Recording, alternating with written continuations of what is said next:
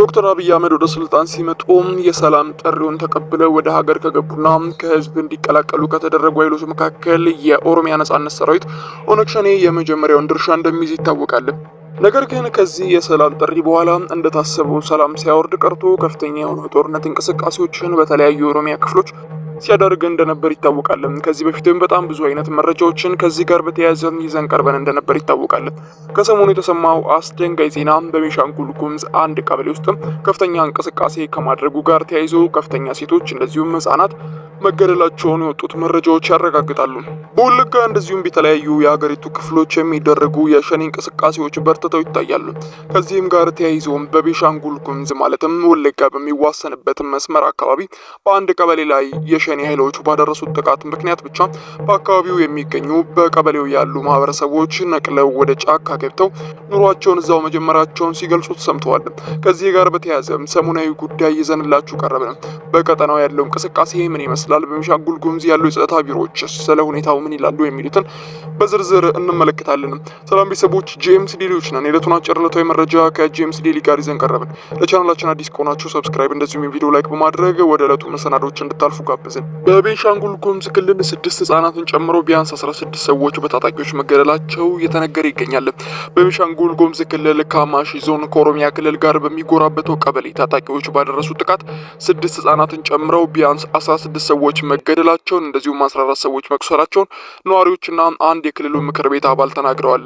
የክልሉ ሰላምና ጸጥታ ቢሮና ነዋሪዎች በቀበሌው ለተፈጸመው ጥቃት ሸኔ ሲሉ የጠሯቸውን የኦሮሞ ነጻነት ሰራዊት ታጣቂዎች ተጠያቂ እንዳደረጉ ጭምር ነው የተሰማው።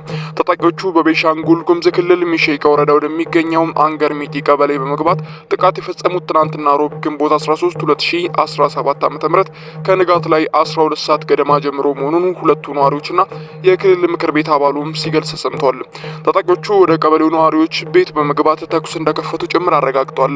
ያለምንም ነገር ያለምንም ግጭት 12 ሰዓት ላይ የተነሳው ግጭትም ከፍተኛ የሆነ እልቂትን እየፈጠረ እስከ ምሽቱ እንደዚሁም ቀኑን ሙሉ ተኩስ ተከፍቶ እንደዋለ ጭምር ማረጋገጣቸውን ነው የአካባቢው ነዋሪዎች ሲናገሩና የሚደመጡት። በቤኒሻንጉል ጉሙዝ ክልል ምክር ቤት አባሉና በክልሉ የታላቁ ህዳሴ ግድብ ግንባታ ህዝባዊ ተሳትፎ ማስተባበሪያ ምክር ቤት ጽህፈት ቤት ዋና ዳይሬክተር የሆኑት አቶ ለሚሳ በተመሳሳይ ጥቃቱ ስለመፈጸሙ ማረጋገጣቸው ጭምር ነው የተሰማው። አቶ ለሚሳ በቀበሌው በተፈጸመው ጥቃት 16 ሰዎች መገደላቸውንና 4 ነዋሪዎች መቁሰላቸውን ጭምር አረጋግጧል። ከተገደሉት መካከል በርካታ ህጻናትና ሴቶች እንደሚገኙበት ጭምርም ለማረጋገጥ ተችሏል።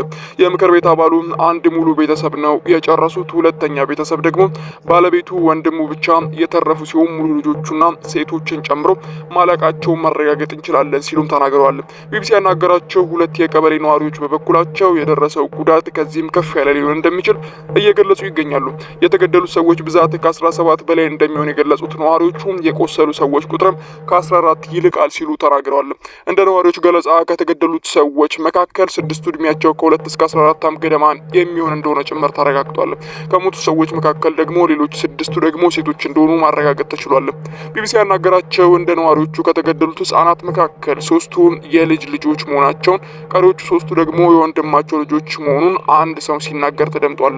3ቱ የልጅ ልጆቹ የ2 እንደዚሁም የ3 እና የ12 ዓመት ሴት ልጆች እንደነበሩ የገለጸው ነዋሪው የወንድማቸው ባለቤትና ልጆች መገደላቸውን ጭምር አረጋግጧል።